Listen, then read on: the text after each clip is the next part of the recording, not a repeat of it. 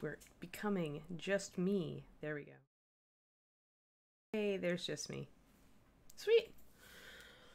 Oh boy. Hello world. It's a day. Let's see. I'm also slightly crooked.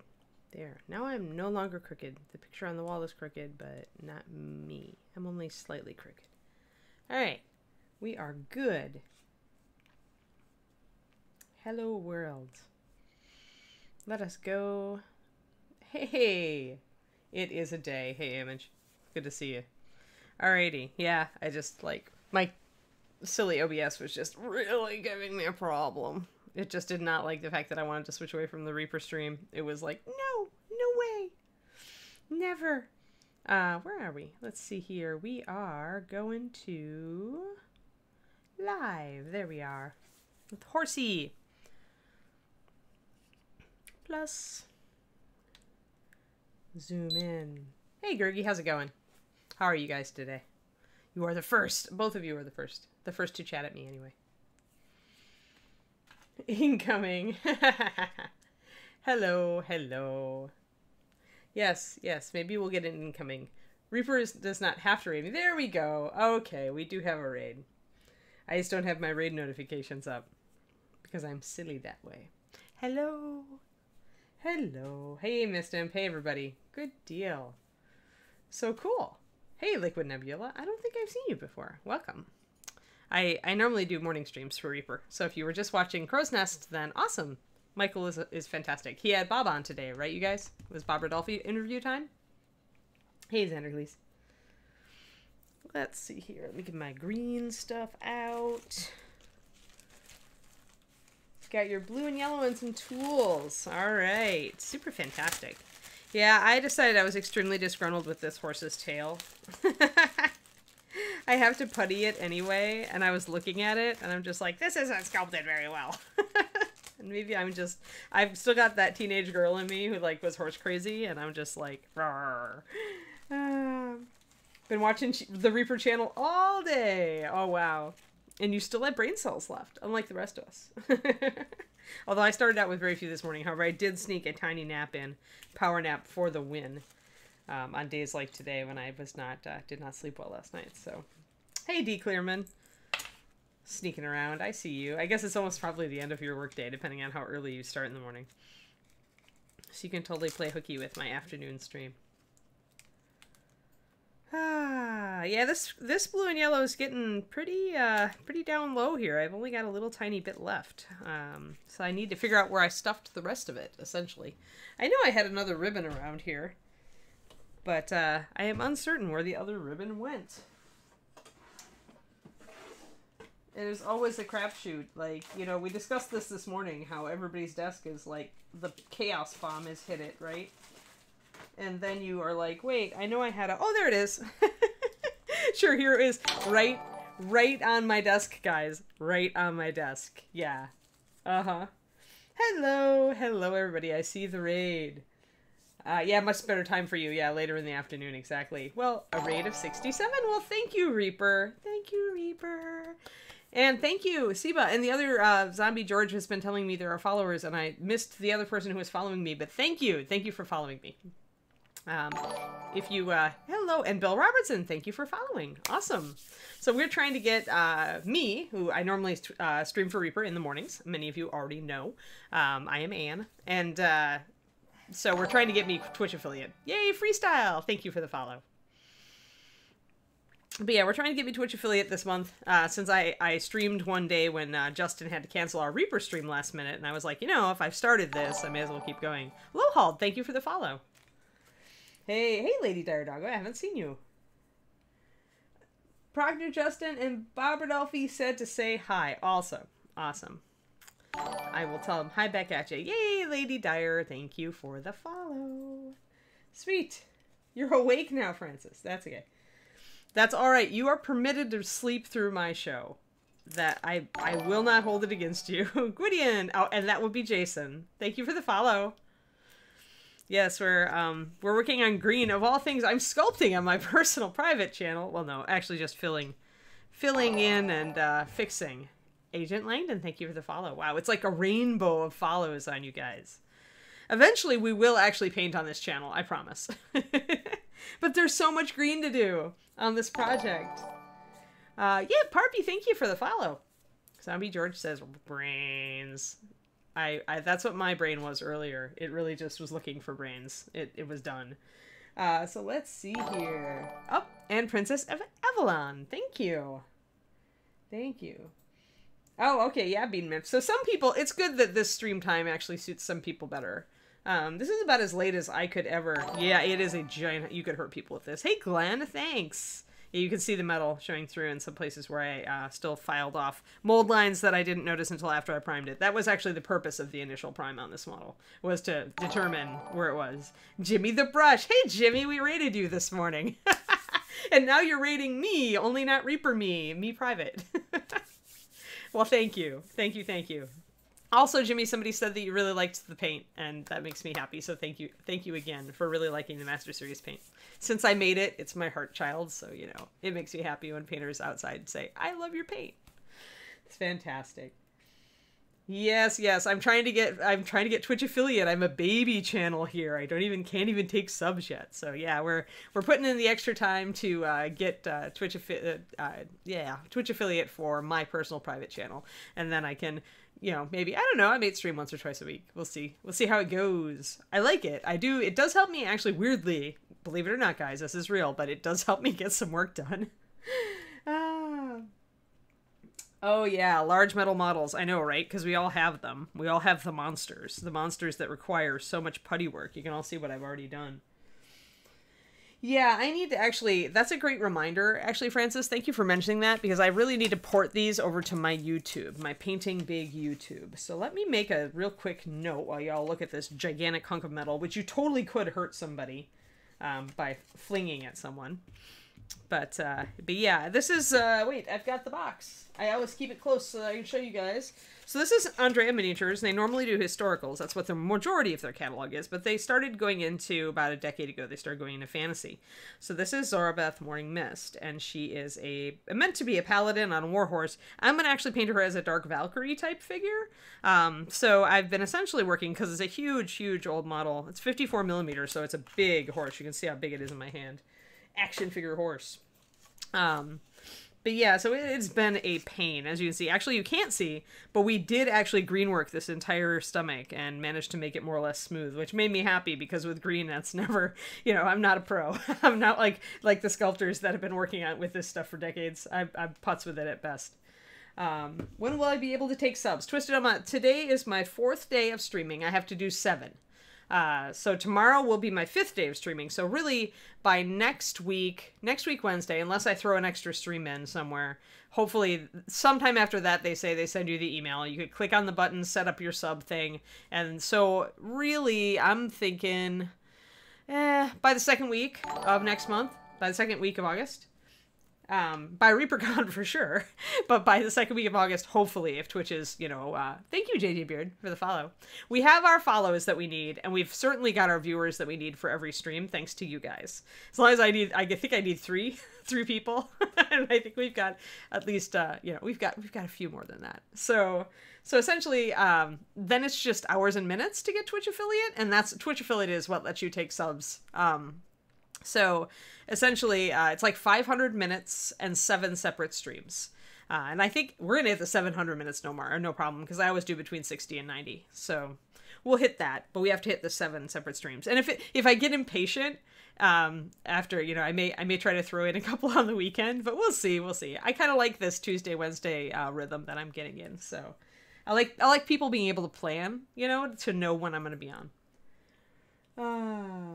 I don't think so, Griggy. I don't think it's in a calendar month. I think it's in a 30-day period. If I wrote it down correctly, it's in a 30-day period. So, give us your time schedule on your morning show. Yeah, that's what I hope to do, Kaz, is essentially every time when I'm on in the morning, I'll mention if I'm streaming in the afternoon. That's really what I would like to do. Wait a day or so after you complete every achievement. Yeah, thanks, Liquid Nebula. I figured it would take them at least a day. If it only takes a day, then I'm pretty impressed with Twitch. got your emails. Your achievement for the year. Awesome. Yeah, I'm looking forward to it. I'm looking forward to it. I mean, this was always a goal. I talked about this a little bit before, but getting my Twitch affiliate was always a goal because I really like hanging out with you guys and talking to you while I work. And sometimes, like when I'm working on a big slug of a project like this, where really it's just like, oh, more green stuff, you know, it helps me get stuff done because I get to at least have the additional utility of talking to you guys about what I'm doing while I'm doing it.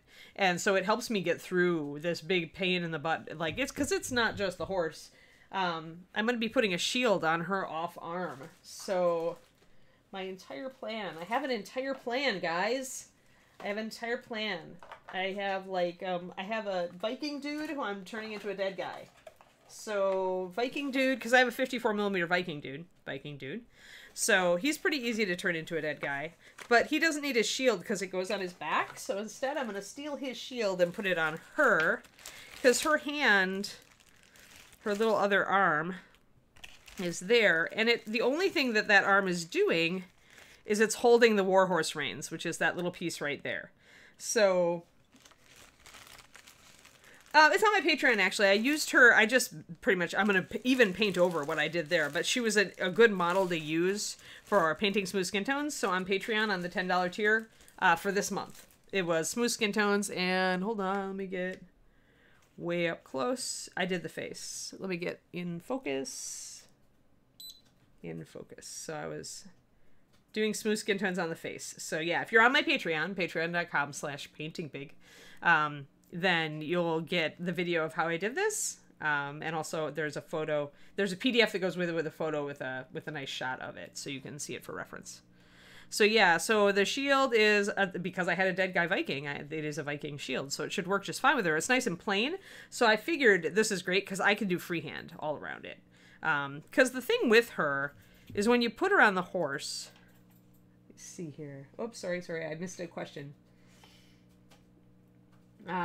No, Francis, I don't have to maintain, or I don't have to, I think you don't lose affiliate. Somebody was helping me last time and I forget who it was, but, they said essentially once you get affiliate, you keep affiliate, you lose all your progress toward partner. So if you want Twitch partner, which is a lot more involved, then you have to like keep up everything. But we'll see. Like one of the guy who was talking about it last month said he had to take essentially a month off because of medical stuff and or some emergency stuff, and they didn't take off his he didn't lose his affiliate. So but yeah, I'm gonna end up repainting the whole thing, guys, because I'm gonna end up priming black and doing a Zenith sketch style treatment on it, because I want, for this piece, I want a really strong overhead light, like falling on her and on the horse's head and chest. So like light from the heavens, so to speak. But yeah. Oh yeah, Francis, if you were, when you're trying to get Twitch affiliate, yes, if you stop at any point, if you like, then it all resets in a month. So then you lose all your progress. So yeah, so we have to push. That's why once I streamed once, I was just like, you know what? Let's just do it. Let's just go for it. Let's use the hour and a half that I've already used and get toward it. Yeah, like a beam of light from like, you know, up on high, up from the heavens. The Valkyries are bringing the spirits of the dead. So I'll have my dead guy, and I'll have her, and I'll have a really involved base. So, and my hope is to build this all on the stream. I mean, it would be kind of fun. It would make me work on it, for one thing. It'll show you guys, like, the whole build out, and then the whole priming, and then the sketch style. You'll be able to see it all. It'll take forever. But I mean, that's kind of what I was thinking I would do. Because a lot of people say they want to see me work on competition level stuff. And a lot of times for the Patreon, that's very hard, because you want to keep your videos between 20 and 30 minutes. And so it's hard to go to that level in 20 or 30 minutes. You almost have to do several videos, and then you're really, you know, you're putting out a lot of content for that. So it almost is easier to do it on a Twitch thing. So yeah, so yeah, I get to keep the affiliate for sure. Well, it doesn't make much sense for them to set you up, you know, financially to accept like subs and then say, oh, you missed this month, we're gonna make you do it all over again, and you don't get money and we don't get money. So yeah, so on this arm that's kind of turned that way, I've got my happy shield, so I think I'm going to mount it on her arm. I just need to figure out how I'm going to do it. But what it does is, if you look at it, a lot of the motion in this model is off this one side, right? Because she's looking to the side, she got the horse. So this, at least, will let me put something interesting on the other side of the model. It'll let me put this shield over this side, and so I can give you some awesome freehand to occupy you when you're looking at this side of the model. Otherwise, looking at the model from this side is really, it's not, all the motion is here and here. So when you're doing a model for, especially if you're trying to do something fancy for competition, I find that it helps to make it interesting from every viewpoint. So really, you want something interesting to look at from every vantage point. So back here, I can put freehand on her cloth. I'm also going to have her wings coming up. She's got metal wings that I just haven't attached yet. Hey, Alba Vazen, thank you. Thank you for the follow. So the wings can get interesting, and they can provide some visual interest back here. And then the cloth I can do something on. Even though it's not great for freehand, I'm sure I can figure something out. And then the shield on this side, and then anytime you're straight on, you've got that horse with the really active pose, and then you've got the very charismatic and best model angle is this for sure. So yeah, so you kind of look at it and you figure out, you know, are there interesting things that I can do from every angle? Thanks, Bella. Thanks for the follow. So when I'm planning this figure, that's my first thing to look at, is the figure itself, and am I going to have something interesting to look at for the viewer? No matter what side they approach the model from, is there something that's going to make them stop and go, oh, hey, you know? And for me, if you've got a really blasé part of the model, I mean, freehand is a good fit for that if you've got the chops for it. Even simple freehand can really make a model more charismatic. The other thing that's going to have this model have going for it is a very strong light source. So I was thinking of doing a dapple gray on the horse, like a dark dapple. You want to see the whole thing, huh, Shadow Raven? It makes sense. You're a Shadow Raven. So if I do dapple gray, that also will give a very interesting and striking pattern to attract the eye, right? And also on the rump. So those were my thoughts. Oh, I missed a mold line. I just spotted it. Oh, it always happens, right? It always does, in the worst possible places. But yeah, I missed one right there on the nostril. It's huge too. It needs a lot of work. Well, that's why I put this really light coat of primer on. Like, and this is totally legal, guys. I know the going joke is, you know, the minute you prime the metal model, you spot everything. You know, you're ready to paint it, you prime it, and then you spot all the stuff you missed. And I've just decided essentially to make that work for me. And set out to do that, so I just decided to prime it so that I would spot all those areas before I got excited to paint it. So yeah, and I'm excited to paint a big horse. I actually really like large mounted models, even though I've never done one. I own a few, and I really love a well sculpted horse. And this one, actually, the musculature is really nice on this horse. I'm very excited to paint it. And the only thing I don't like is the tail. So without further ado, let us get to the tail. Let us put aside our shield and our reins and our hand. It's useful to have little bags, of course. You all know, having little plastic bags to fit all these parts in so you don't lose them. Otherwise, it's very easy to lose everything. And I'm probably going to build up the base with cork and wood putty.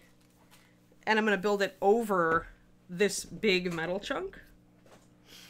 And that was David. He's got a meeting, so he cannot hang out with us right now. He has to go actually work.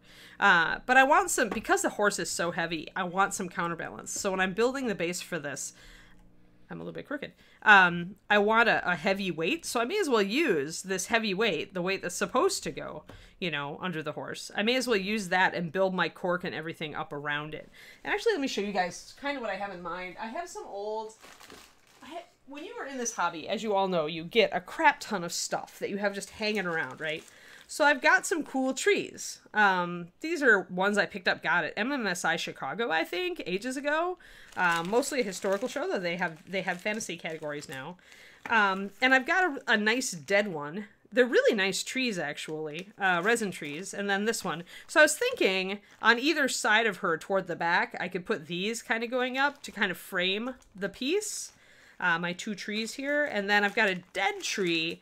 And what I really want to do on this piece, and I don't know, it's going to be really ambitious if I do, but I want to have her and the horse kind of standing on like a slanted rock and fallen tree with some earth fill, but I want it over a small waterfall, and I want the dead guy in the pool at the bottom. Like, that's my idea. That's what I really want to do. So this is my fallen tree. If I do the fallen tree, it's fallen across the top of the little stream, kind of bridge the little stream, and then do some stones either under or over the fallen tree. And just like put the horse balanced up on top of that. So it won't be a really tall piece. I want a pretty short waterfall. I'm not in for a gigantic waterfall. I've never done a waterfall before, so this will be first time. But that's kind of my thought, because I've had these resin trees forever. I really like them, and this would be a good piece for that. And kind of the dead trees. I could even add some little leaves clinging to a couple of the branches, or further down on the tree. But yeah, the dead trees would work with the whole, Death and Valkyries thing. So that's kind of the idea. Ambitious. Very ambitious. Because why not? Go big or go home. Yeah. It's, it's more complex than it sounds. The big thing is just kind of getting an eye for negative space, right? Because you really want to sort out kind of like your angles. You want the base to be interesting and not just flat. So, I can talk a little bit about that. Maybe I'll draw it out. I do need to figure out like where I want stones and where I want the dead tree, and how much, because obviously the horse can't just be standing on a dead tree. It would totally fall through it. I don't care if it's a spirit horse or not. It looks like it has weight. The public would not buy that. So he's got to be at least on a bit of flat stones, but the tree has to be in there somewhere. So we'll see. I've been inspired. Actually, this one is very much inspired by like being at Yosemite with David this past winter, because there's so many great like just fallen trees and incredible rocks and stones and giant chunks of granite, and it just is so inspiring. It makes you want to build up a neat, awesome, natural base, right? Griggy, honestly, at this point, I don't know. Big. At least CD sized? Given that's an archaic reference. Who uses discs anymore? Who uses CDs or DVD-ROMs? Nobody. But yeah, it's gonna have to be... Okay, so the problem with this concept, guys, here, let's just talk about base building. Okay, so when you've got something low on the ground, you can get away with something like this that's just going to keep the horse more or less balanced. But when you start elevating things, especially when you've got heavy stuff, the wider the base needs to be to make sure your heavy stuff doesn't fall over. And I'm going to have to make sure this is pinned down into it pretty deep and pretty well so that it holds it on so it's not going to fall. I'm probably going to have to reinforce the cork with a lot of wood putty so that it's got a good intrinsic structure. But the thing is that if I build it out too broad and it's more like a shallow pyramid shape with the horse at the top, it's not going to be as visually exciting. Like, really what you want is to make it look a little precarious. Without it actually being precarious. Because the more precarious it is, the more dramatic it is. Then you're like, whoa, you're like, whoa, is that going to fall over? And then you're like, whoa, that looks like it's going to fall over. But that is visually exciting to humans. Like boxes and rectangles are very boring, and triangles are more exciting, and inverted triangles are even better. So visually, I kind of want to build up something pretty narrow and jaggedy, and I don't think I want a really wide base, because the wider I make the base down here, the more boring visually, compositionally, it's going to be. So I need to make it just wide enough that it's stable, and no wider than that.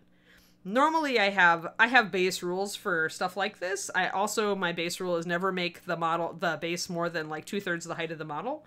There are exceptions to that rule though. And whenever I give you guys a rule about color or composition or anything, assume that it's this keeps you out of trouble rule. And you can disregard it as you like if you have a special, if you've got a special case. You certainly can always violate it. Like I've seen models posed on top of columns that still manage to be visually interesting and cool. So, hey, Escatonion, thank you. That's a cool name. Thank you for the follow. So, but in general, I don't want a base to be taller than, say, 2/3 the model's height. Mostly because then it really is, you need some reason for it to be that tall. So your purpose when you're building a display base is to tell a story in as little room as you can. You never want to go extra. I always see this mistake at ReaperCon and other big competitions when people are trying their first hand at dioramas, and they'll pick a big flat, base and then they'll fill it with just gravel and rocks and grass, around the figures. And it's like, you could have gotten away with half that base and it would have been a better piece. Let's see here. Blu-ray size. There we go. Yeah, I mean, a lot of people I know used CDs back in the day. Unfortunately, the horse is very much settled on his hocks, so I think that they are actually landing to get the soul of this guy. I think they just came down. So she may actually be pointing her sword at whatever killed the guy to say, hey, keep away, he's mine. I'm not sure. That's part of the story, right? Part of the story. So yeah, so your job is to tell the story effectively in as little room as possible. And the less room you use and the more precarious and interesting and jaggedy your base, just the better compositionally, the more exciting compositionally it will be. So that's the challenge, right? Hey, Felonious Monk, thank you. Thank you for the follow.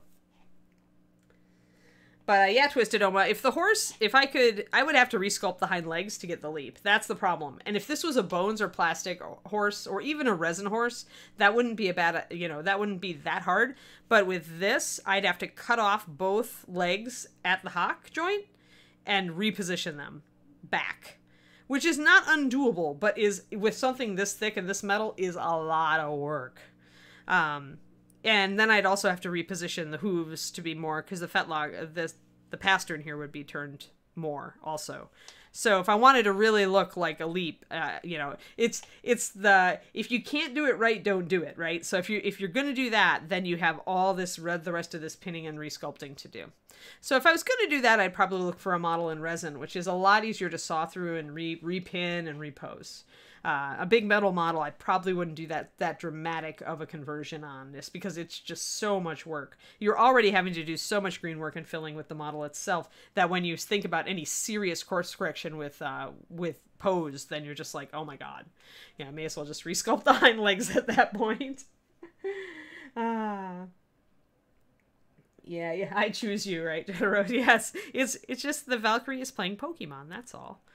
Or maybe she wants the guy who just killed that guy. I mean, but technically she's supposed to go for dead spirits. She's not supposed to create dead spirits to take into the sky with her. So, yeah. So lots of sculpting on this piece to do. So let's get into some tail work here. I've got a gigantic butt crack. Yeah, believe it or not, that's a tail crack. It's a fissure, since these two kind of came together, and I did not catch that hole. And I'm also looking at the tail at this point, asking myself how much of a pain it's going to be to paint it. There is hair that is very well sculpted and easy to paint, and there is hair that is kind of a nightmare to paint.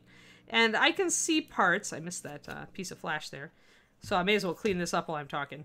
So I can see parts where it's a bit like there. I had to actually carve some flash off, carve like a big chunk of metal off, I think from a mold sprue. So there's very flat. So right away I know I need to fix that. Some of these are really like, some of the hairs are really deep, and that makes them hard to paint. It makes them hard to highlight, actually. So I may take some putty, since I'm puttying anyway, I may take some putty and fill in some of this area. A lot of these are kind of just putty strings, which would work, but sometimes they get a little bit, I don't know, they're a little rough in places. This sculptor is really, really good at forms and natural forms especially, but he does work fast, and sometimes you can tell that it's been, it's been thrown together in a very impressionistic manner, which is honestly part of why his sculpts are cool. Sometimes, but sometimes also you look at it and you're like, all right, I want to fix that a little bit. So for me, this horse has kind of a spindly tail, and some of the hairs look like they'll be harder to paint. So if I'm going to be doing green work right up next to it anyway, in my mind, I might as well resculpt some of these hairs. So yeah, it does. Doesn't it, Sky Clear? Yeah, when you have to resculpt everything.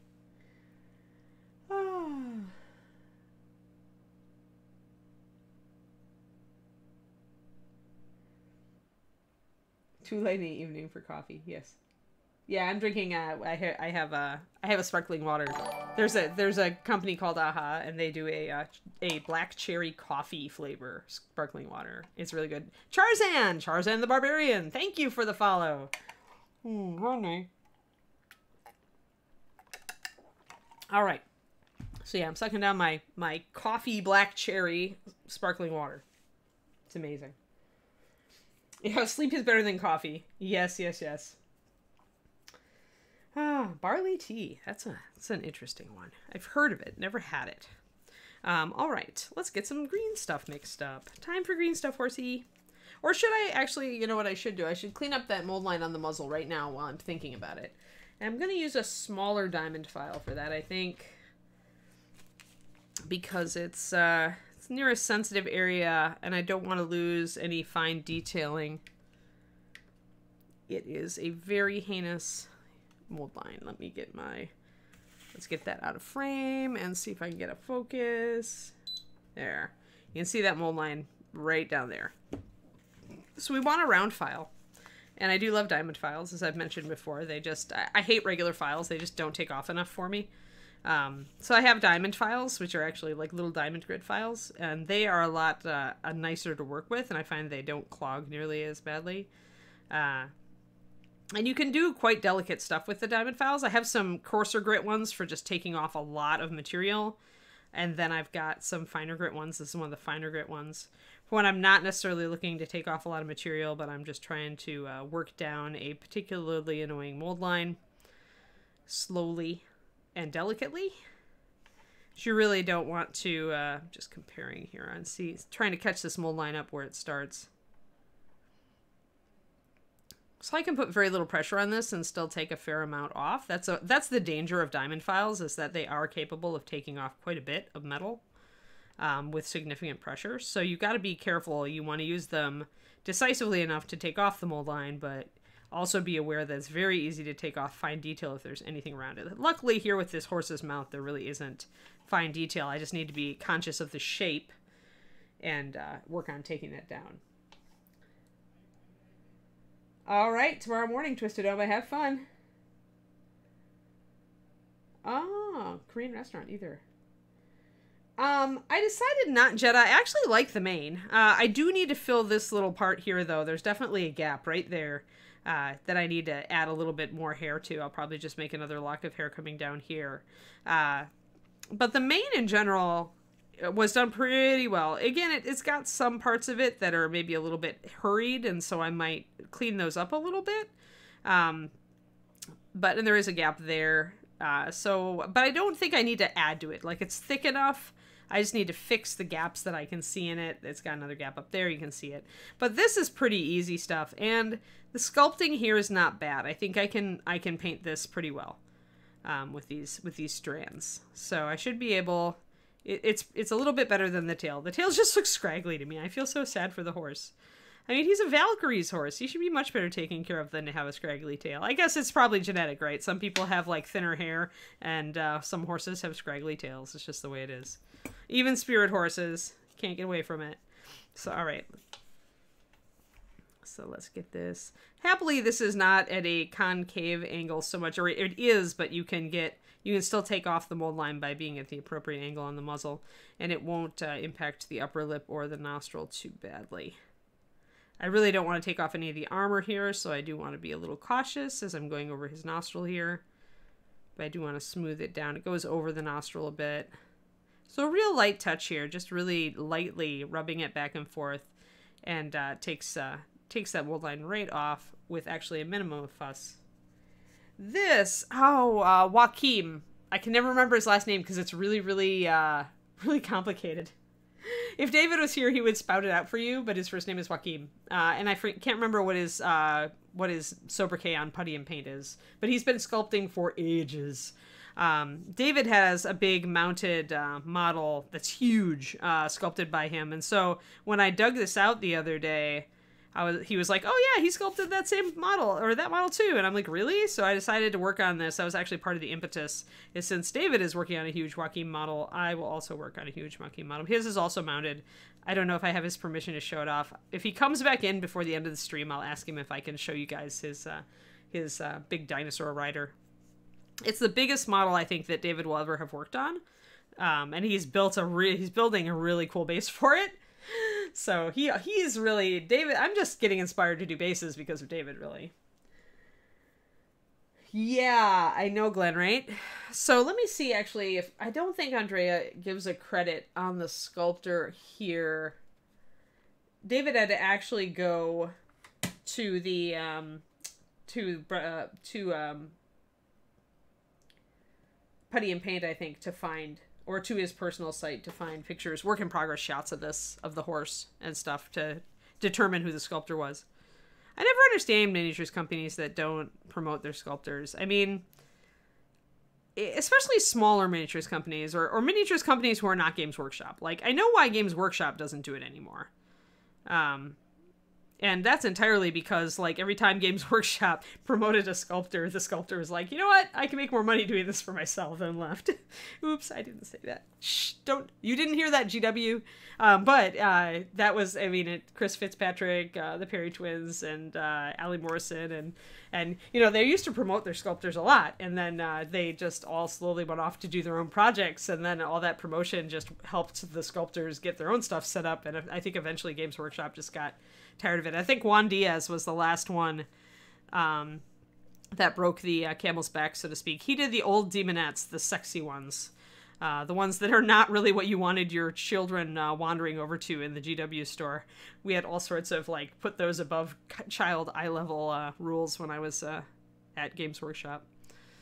But yeah, and then they just, I think now, I don't think they promote their sculptors anymore. But I think it's silly for smaller companies to not promote, to not give sculptor credit. There we go. All right, I think we've gotten most of that. Yeah, Sandy Yurdy has a really good eye for horse musculature. She's loved horses for a long time and owned them, so if David comes back in, I'll totally get the sculptor name. Actually, what I should have him do is write down the info for me, and then I can put it in the notes on these videos. Yeah, Sandy does great horses. Absolutely, she does. Let's see. All right, so we have dispensed with our muzzle mold line. Now we can get the green out. What do we got? Wow, time has just flown. But I am going to putty, darn it. I'm going to putty today if it kills me.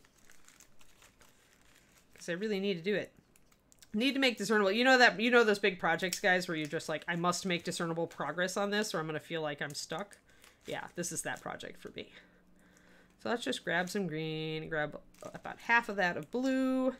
We could actually, well, we are filling gaps. I was going to say, if we were just sculpting the tail and sculpting onto the mane, we could actually go with a higher percentage of blue. But because we want to be able to fill this, to smooth it into the horse's rump, because I am doing some gap filling, because we want to smooth it in, we probably should go with more yellow. Because going with more yellow makes it easier for you to smooth it into the surrounding metal. Yeah, Reaper's always believed in it. Here, let me get back a little bit here. Boom. There we go. Reaper's always believed in promoting our sculptors.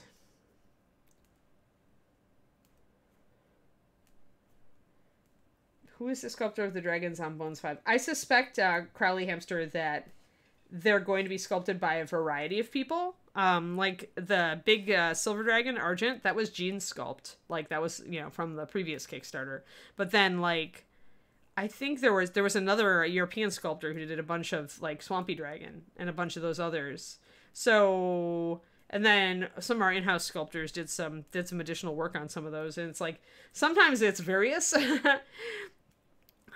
So I think, I mean, Julie does dragons for us also, obviously. So, but you can't just have one person doing all your dragons if you have a lot of dragons. Obviously, it takes a long time, right? One of those big ones. It takes a lot out of you.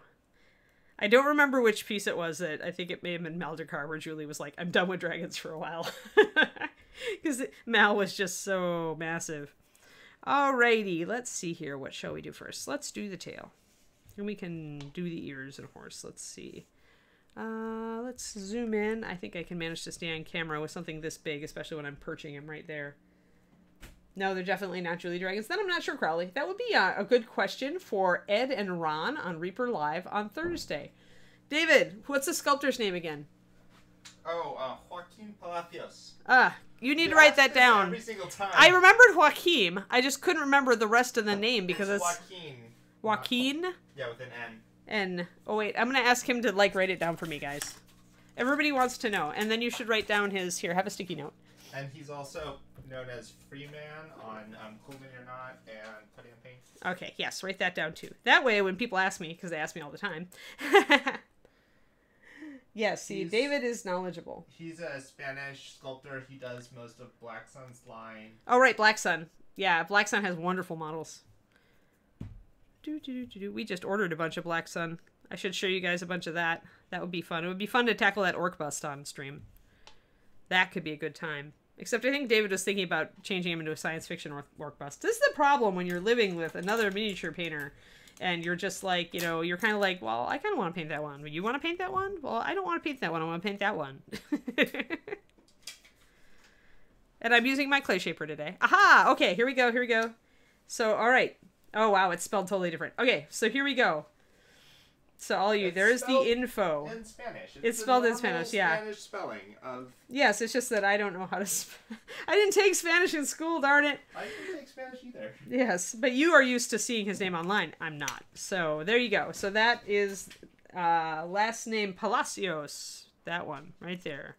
Joaquin Palacios, Freeman, Spanish sculptor. Does work for Black Sun. Black Sun. Black Sun Miniatures. Has Hold he on. done their entire line? Yeah, I don't think he's done their entire done- line, I but think Black he Sun has has done a logo there. basically their entire Yeah. line. He's done so much good stuff. Like can't even go into how much good stuff. Maybe, I mean, definitely you can definitely find him on Cool Mini and Putty and Paint.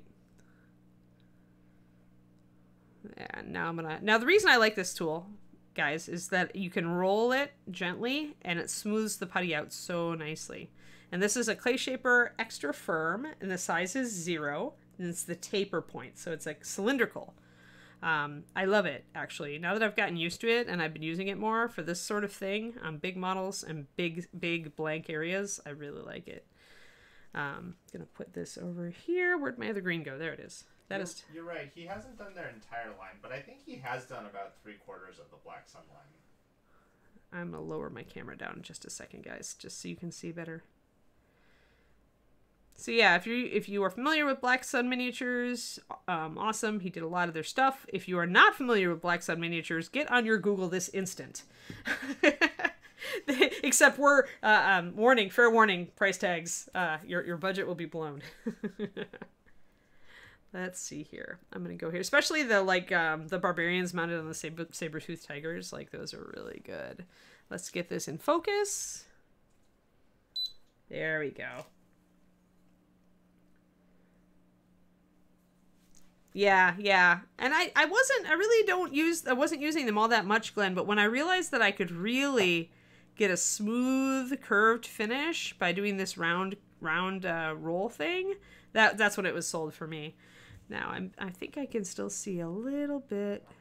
Sometimes I still need to use a regular tool though. Tiny spoon is my friend for making sure that stuff is blended in. Sometimes you just need a little bit of a harder tool to pull the putty out. And so my brass rod, my mutated brass rod is a good tool for that. Yeah, Black Sun, saying goodbye to your money. Yes, Liquid Nebula, exactly. I put in an order for David's present for our anniversary. It got here late, but better late than never. But we got some very pretty models. There are a couple that I've gotten some really amazing models lately, and I'm trying so hard to ignore them to get other things done. All right, gotta take some of this extra green stuff that we didn't really need and just kind of smooth that in. Sorry that I'm making you guys look at a horse's butt. Really, we won't be here very long. We'll be on the tail, slightly better. Okay. So we filled in our little gap there. That's good. Make sure that I've got a... Hey, Daffod Weir, how's it going? Thanks for joining us. And thanks for everybody for all the follows and stuff. I know when the raids come in, supposedly it doesn't give my channel cred for some of that, I guess, unless you change the web address or something. I don't remember. Anyway, so but now I see I've got about 57 people that are watching me on my stream, so I appreciate it. Thank you. I'm coming in and really looking closely at the tail before I even start sculpting on it. just to see if there are rough areas or mold lines or tiny bits of uneven sculpting that or like tear out, things that I might want to put extra strands down. Just kind of looking it over and seeing if there's anything I need to correct with the knife, like this little bit of flash here, and correcting those things first. Then when I come back and sculpt, I won't have to worry about all that. I won't have to worry about it. I won't have to stop. So this side I think is pretty good. The hair strands are fine here. This one looks like it has a little bit of a dent in it. So I might have to sculpt over that. But this hair texture is very nice, actually, on this side of the tail. So it could be just that he was more interested in this focal point of the piece, because this is the more interesting angle. And the back maybe got a little bit faster, especially because he was using, this to kind of connect to the tail so it would fill, right, in the mold. This is a little bit more stringy of a hair texture. It's not as nice as the other side is. So let's see. First, we do have a flat area up here. Right up here. See that flat area where I had to cut a vent off, right? So right away we know we have to resculpt that. So let's do that. Let's get on it. Get this right in camera. Yeah, it was a little bit ago, Francis, but yes, it took a while because of COVID. Our anniversary was celebrated much later because it's our Black Sun models. Maybe Reaper should make some replica Anne's tiny spoon. Jean is the one who made the tiny spoon in the first place, Hey, Albert Berserk, thank you for following. But yeah, Gene Van Horn actually made the tiny spoon for me. They were part of his sculpting kits I think they did for his early ReaperCon classes. And I bought 2 of the sculpting kits, pretty much everything was useful, but I bought them mostly because I wanted tiny spoons. So I still have 2 tiny spoons. A tiny spoon, it used to be a tiny spoon for home and a tiny spoon for work. But now we all work from home. Now we all work from home. It's the same thing. I need to smooth that out. That's a little bit. There are essential workers that I should not right. Not exclude from everyone. From your generalizations. Your rampant generalizations. See, it's even more the Ann and David show when I'm not on Reaper, guys. David can be a part of the show. He doesn't have to worry about it being official. Not that he usually worries about that. Alrighty. Erg. The green stuff is like, I am a pain in the butt. Yes, green stuff. Yes, you are. So always have a piece of plastic to toss your extra green stuff onto so it doesn't stick to everything else, like your desk and any paper you have around, the animals in your home. I've heard so many stories of sculptors whose cats were wandering around with green stuff pellets in their fur. So I'm just going to pretty much fill this in, make it a whole new lock of hair. I'm going to look at kind of how he had it done, but I'm not afraid to resculpt if I have to. I'm going to look on either side to make sure that it makes sense. Let me see. We are getting out of focus again. Well, we're okay, I guess. So pretty much what I'm trying to do here with Tiny Spoon is I'm trying to define locks of hair. So I have this lock of hair down here and this one over the top that I was originally trying to fix because I had that really flat metal area where where there wasn't any texture. So I have to make sure that that stays good. Oh, just hit F5, really? I didn't know that. That's really cool.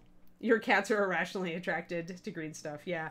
Yeah, that is the problem with being so very zoomed in, is that I do get off camera sometimes. Let me see if I can get in focus, but a little farther away so you guys can still see. There we go. All right, let's do it this way. Yeah, I love being able to get really close, but at the same time, it's so easy to get off camera no matter how good you are when you zoom in with the document camera. It's so nice to be able to do it, but you have to nail your arm down to the desk to get it to work. So now I'm just going to try to see what I can do, roughly matching his shapes. And you don't want to actually put the strand texture in. If you want to find a strand texture, you want to wait for the green stuff to set up a little bit before you do that. Werner Klock, I was lucky enough to have Werner Klock show me how to do hair. He taught Marika and me and Jen. And the big key that I was always messing up when I tried to do it before that was that I was trying to introduce the texture at this stage when the green was still really wet and fresh. When in reality, you want to set up the shape of the locks of hair at this point, and then you want to just let it sit for a little bit so that it'll hold the impressions a little bit better of the strands when you go to put them in. You will get a much finer strand, and you'll be less likely to deform your green stuff if you wait a little bit and let the green cure slightly before you come in to make your strands. But right now we just want to get the shapes right? That's looking pretty good, actually. Oh, you found him on ArtStation. Thanks, honey. Does my link work? You don't have links in chat work? It doesn't automatically censor them. That's really funny, Glenn. The dog ate your model and actually sending the x-rays with the armatures in your dog. That's pretty impressive. So yeah, okay. And David, I was going to ask for permission to show your big dinosaur on stream. Oh, sure. Yeah, do you want to bring him over? I can put my camera up because I've just set up this. I think I've got this hair looking pretty good. I need to smooth out the back, but bring a big guy here, guys. So I'm going to bring... It is very large. It is extremely large, so I'm going to raise up the camera. And I'm very dissatisfied right now with everything except the head, but I am pretty happy with the head. All right. So this is David's gigantic model that from the same sculptor. That here it is. It's monstrous. You can see how big it is. There's the head. Here. It's upside down. I should turn it around. So you should, and I'm going to try to focus. And the poor camera's going to... And Widowmaker's in the way. But yeah, so it's a gigantic, monstrous dinosaur dragon. And there's a saddle, and there's a guy riding it. And he put extra scales on it. And then... the scales were added by me with green stuff, which was very time-consuming. And they still need to be integrated more with the rest of the dragon skin. Yeah, so... I'm not quite sure how I'm going to do that, and whether it's something that I can do just with paint, or whether I need to put on more putty. Right. Yeah, anyway, it's from, I think that's from, is it Dragonhead Studios? It's actually a dragon, but it's like very much, it has a lot in common with feathered dinosaurs, so it's a really cool piece. There we go. Yes. DragonheadStudio.com is something else. Is it? Maybe it's something like Dragonhead or Dragon Mr. Skull. Lee's Miniatures. Oh, okay. So maybe you can find it there. MrLeesMinis.com. It's Dragon something head. Dragon Skull. It's something like that. If I look for companies, I think I want to take this up a... It definitely had dragon in the name. If I look for artists... You had the box for it around here a bit ago, but I don't know where it went. Checked the box. Aww. That would have made it so easy. But that would have made it too easy, probably, huh? Alright, so now I'm refining my shapes a little bit. I wanted this, the green part here to be more like a strand, and then I can actually smooth it in on the other side. You want it to, you don't have to mimic exactly what's underneath. You just have to make it look like it belongs there. There, that's pretty good. I'm gonna wait. And technically, even if I forget, even if I wait and I kind of forget to go back and put more texture in here, it's not a catastrophe because I can just paint the texture on. So I've got enough strands going on here. Actually, I think I need to fix that. There we go. I have enough bigger strands, like locks of hair, that I could paint plastic surgery it. I might even be able to go in with an X-Acto knife afterwards and make it work. There. Now I'm just smoothing this in a little bit. Having something like a tiny spoon, or you could technically use the end of a duller X-Acto blade to do this little like fine stuff where you need to press things flat and raise them up a little bit. But having a small tool for this is really useful. But yeah, it is a crazy big monster. I don't think it's available on Mr. Lee's anymore. Oh, do we see? Maybe you got the last copy. That'd be ironic if you got the last one. All right, so let's see here, horse. I'm going to go down. I'm going to check Joaquin's Petty and there. Because I know he posted it there. That'll have Yeah. information. So now I'm going to go and I'm going to correct some of this stuff down here. Because there's some definite mucky things going on down here. And I kind of want the horses, I want the tail to be more full back here. I might not have enough green. I might actually just end up using the rest of my green and go with it. I'm going to need to do the mane though. All right, where do I want to throw this? I want a big piece of green here. And sometimes, guys, you have to just dive in. You know, I'm not an expert at green, and I'm not sure exactly what I want. I just know I want this to be less mucky.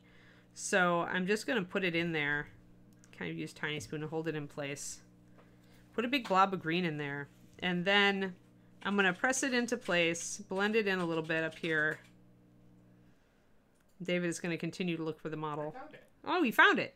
Okay, what is the name of the company? Dragon Head Models, and they have their own website, and I think you can buy it through their website now. Okay, so Dragon Head Models, and that is a website, is dragonheadmodels.com? Yep. So if you go to Dragon Head Models, what is it called? That one's called Elwyn, Luthace, and Rymeg, the Forest Dragon, and it's 109 pounds. Not weight in money. But it is a huge, like measure that sucker. Like it's a good 10 inches long, isn't it? That model? If you measure from like nose to tail, I need a ruler. I have one over here on the bookshelf.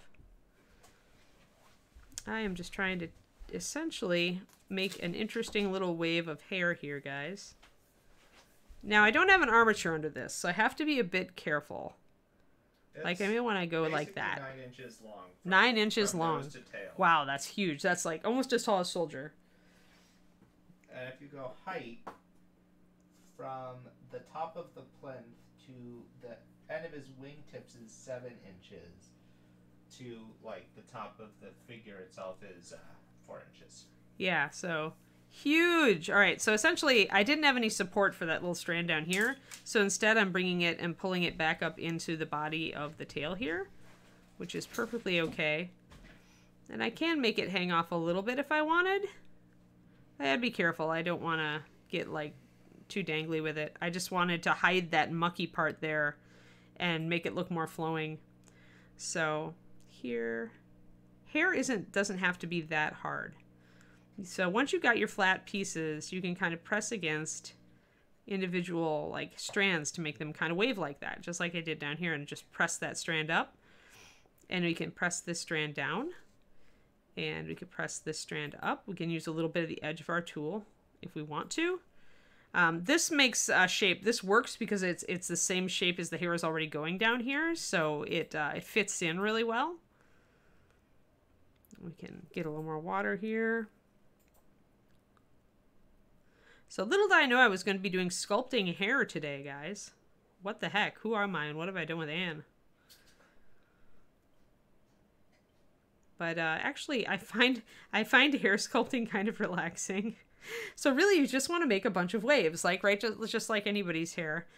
Straight hair is the easiest, obviously, because you just need the bulk of the shape. So this is decent. Like I can work with this. It's nice because it's not like here, it's a bunch of snakes with like gouges, right?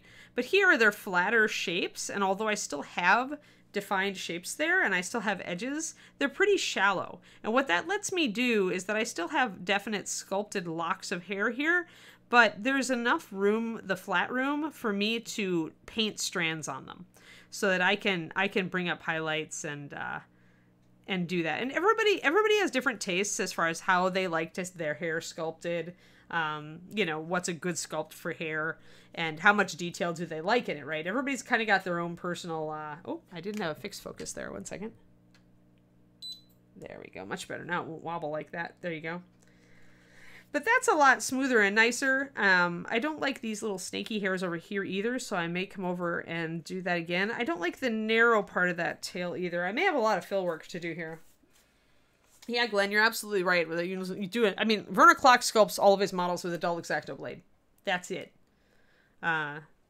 So like good hair, the hair, the style I like is like the Sword of Dawn bust, where there are definite locks of it, but there's also a lot of flat space. And what that flat space lets you do is it lets you suggest strands with, you have freedom to suggest strands in places with your brushwork.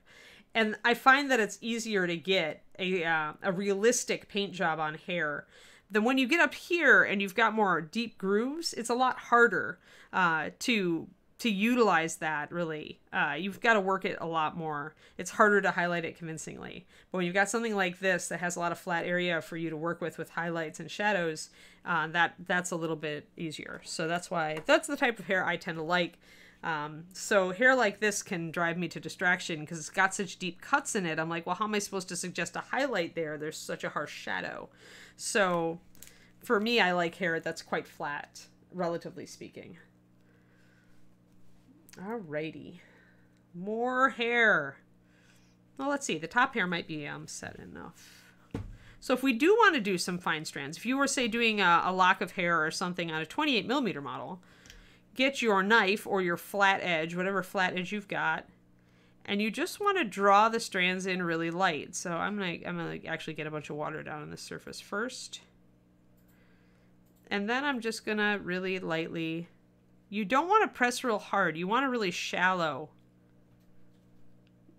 mark, because if you press too much, you're gonna distort the putty. Especially if the putty is still maybe a little fresh for this work. But you want just enough to suggest some strands. So let's see if I can get closer in focus. All right, so let me get a Kleenex to take off some of that what I just put on. Water. So I cut here and here, these really narrow lines. And I could do another one right here. But they're very, very shallow, see? So when you drag your sculpting tool, make sure you have enough water that it's not going to stick. You don't need as much as I had for a minute ago. And just gently drag the edge. And an X-Acto knife works just fine for this. And so you can sit and just do some really fine, shallow cuts that give you a little bit of texture. Just make sure you're following the locks that you already set up. So you wanted to go and draw. See how it's pulling up there? See that pull? So that tells me that actually I'm probably still too early to really be doing this, and also that I don't have enough water on my sculpting tool. It's like either you don't have enough water on your brush or you don't have enough water on your sculpting tool with Anne. There we go. So then we got a little strand there. And so this all help you. And that's enough for this to fit in mostly with the rest of the sculpt. Like I could go a little bit more here, bring it all the way down to there. See, that cut just went all the way down there. We could go in here. This is a little bit of a chunky area here, and I'm not certain what I want to do with it because it's a problem with the metal. Here I'm in.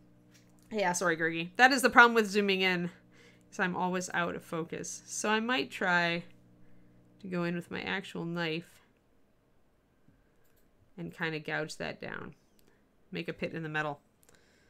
Which is brave of me, and because I could screw up the whole thing.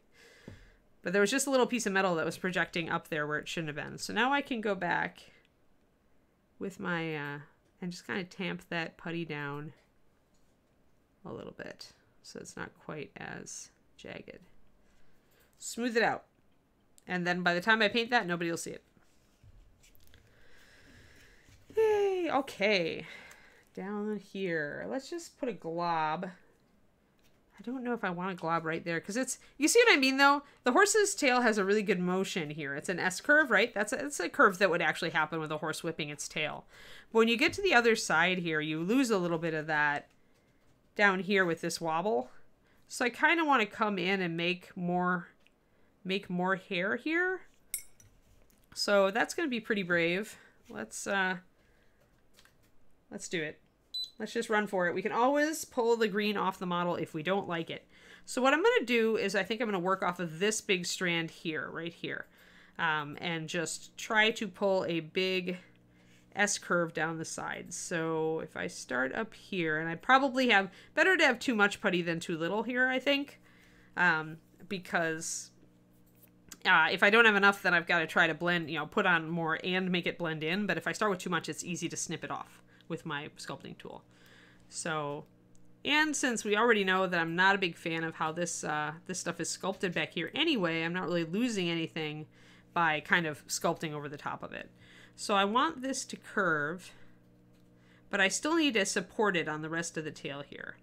So I need a good curve like that. I like this, because that kind of disguises that pit back there. And as I work with this, I'll be able to further flatten that out and make it, use it to help the tail look more full.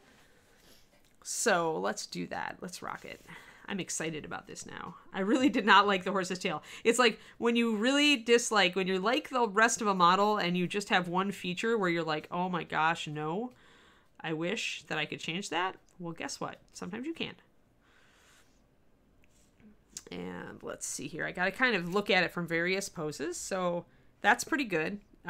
It's actually, it needs to be kind of pulled over. This is where we kind of bond it to the rest of the model by pulling it over onto the existing tail, pulling some of this green over, kind of smushing it into that. All right, let's put it back down here so you guys can see.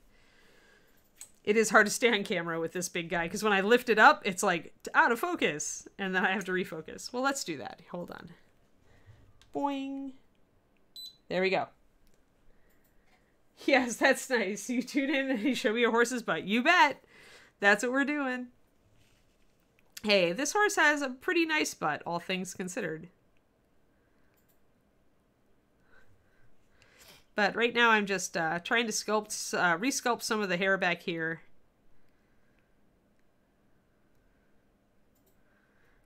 To make it look nicer, and because I kind of want it to fit a certain aesthetic. It's sculpted one way on one side of the model, and it's not sculpted quite the same way on the other side of the model. So I'm flattening this out. And I want to kind of bring it up, and I want to definitely blend it into the hairs up here. So I'm going to use Tiny Spoon for that. Let's get down, get more in focus. There we are. There we go. We'll try to stay in camera, even though we're focused in. Now here's one place where I probably would do like the locks back here. But I probably wouldn't go in and put tiny little strands back on the back side of the tail here. There definitely is a diminishing returns, like when you start getting out of sight of where people would normally look. So I will definitely like make a couple of strands and locks that go back there. So first we depress it here, I see, and this works right into this area up here where there's definitely a groove. And then we're going to take our sculpting tool and we're going to push out an additional strand. Right? And that's going to create a strand back there. It's also going to push the tail out a bit. This is why things have armatures, guys. So like when you're working with a big mass of green, it's really easy for it to kind of like warp and distend. And it's easier if you have an armature under it. And I could have chosen to put a wire armature under this, and I thought, no, I'm going to be pressing it up against the tail. But now I'm having to work with that distortion as a result of making that decision. But yeah, it's like working with a giant hunk of taffy. Horse tail taffy. But it's kind of fun. It's kind of fun, and there's really no risk, because if I screw it up, it's just an easy thing to slice off. I mean, at most, I've just wasted some time, right, on the start over. And that's really a good attitude to cultivate, because I mean, that's usually it. I mean, yeah, we lose some energy when we screw up a model and we're really unhappy about it. But often it's just, you know, just kind of shrug and try to come back to it when you're fresh on it, or put it away for a while.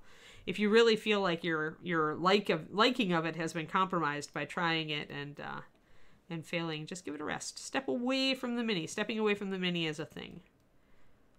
Sometimes you can't come to a model and treat it fairly after you've like tried something on it and really feel that you failed on it. So I'm pulling this green stuff up a bit to make kind of a wavy part.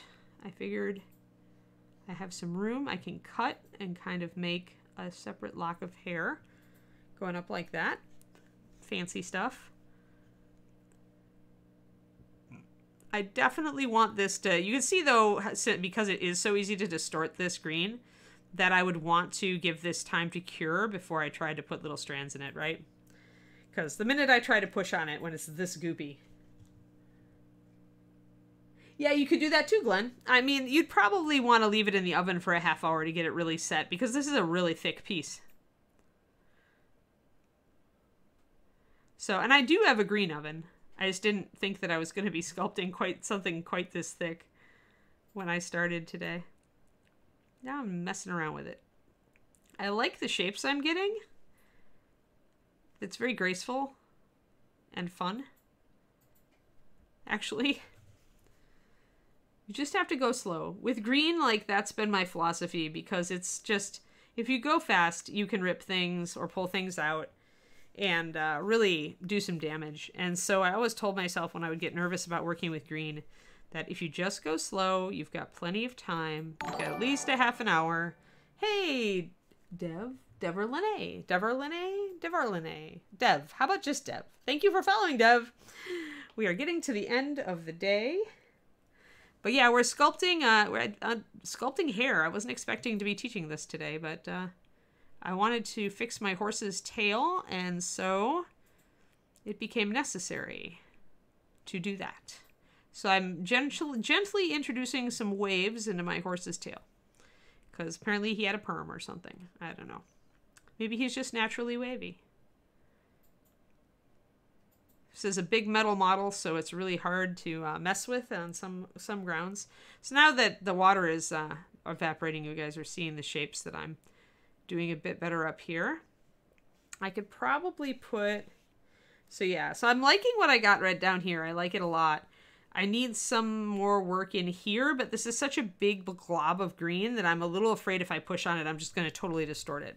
So I think I'm going to have to, maybe I can kind of pull it back a little bit. I do want to wave it a little bit more. And I still need to blend it in a little bit up top here. So let's do that. And then I think I might call it for the day. But yeah, Glenn has a good point, is that, you know, there are such things as green ovens still out there. And really you just need a light bulb that's emitting just a little bit of light. The traditional green oven that people hand constructed was a coffee can, an old aluminum coffee can with a light bulb in the top. Essentially cut the top off and insert one of those shop lamps, just the bulb setting. I have one in the closet that I think Kevin made for me ages ago. Kevin is the staff sculptor at Reaper. And they would use 45 watts? A 40-watt bulb, yeah. You never want to go really high with it. That was incandescent bulbs, too. Yeah, so I guess the important thing is you want a bulb that emits 40 watts of heat.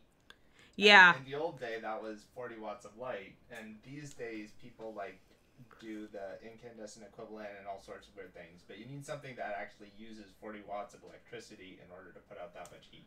Right, yeah, you need something that's going to just make it a little warmer. Like, even just a tiny bit warmer is going to help your green cure faster. But yeah, the traditional 40-watt bulb oven, probably, I would say, like, sculptors go out to lunch, they'd come back, they'd be ready to work over it. Oh, you use your toaster oven on the lowest setting. Interesting. Yeah, if you heat green stuff, it'll bubble and balloon. Exactly. It'll blister, is what I've heard the sculptors call that, is blistering. The other thing that I actually saw people use when I was out in Baltimore is I had a friend who used their dehydrator because it would go on low heat for long periods of time. And so they actually used their food dehydrator to cure their green stuff on their sculpts, which I thought was, amusing. You'd open up their dehydrator and expect beef jerky, and instead you'd get green stuff. Yeah, dehydrate your green stuff. Yes, apparently. All right, I think I'm almost ready to let this one sit for a bit before I sculpt in some, carve in some lines. Hey, Puffy Freddy, thank you for the follow. Yeah, we're doing some sculpting. I ended up not liking the tail on this horse. I'm about to be done. Actually went really long today. I'll be back tomorrow on here, you guys. Then in the afternoon, I think tomorrow, Wednesdays, we typically go at 3:30 Central USA time, which is 1:30 West Coast time. So essentially after my lunch, I will be on. And we will be working, might have to work a little bit more on the main. We might also work on the getting that shield ready for the arm of our Valkyrie. Because I want to get that shield in. It's kind of sculpted over the arm before I attach the arm. I need to kind of probably drill it in, pin it, pose it, and think about how it's going to look on the model, on the horse, when she's in position. So maybe we'll do a bit of that tomorrow. That sounds interesting and fun. Take a break from all this hair sculpting. Yeah, but that's coming along nicely. It solves my problem with there being this big weird bubble back here that didn't have the hair. Like now I feel like we've got the shape of the hair going on again in the S curve, the way that it would go naturally. And so I'm happy with that. That's pretty good. I think I can even deal with these little strands coming off here now that I've got this sculpted here. So yeah, I'm much happier with what I've got. Looks like I missed a little bit of flash right down there. So there's still a little bit of work that we'll have to do on manes and tails, but I might take a break and work on the Valkyrie. All right. Oh, a small piece. Yeah, you'd have to put it on a cookie sheet, right, Glenn? You're just using a cookie sheet for your green stuff. Sculptors are so weird. Oh, yep. Oh gosh, it's late. Good night. Good night, Kiriniko. Go to bed. Thank you for tuning in. Thank you everybody for tuning in. I'm going to work on getting these videos ported over to my YouTube, my PaintingBig YouTube.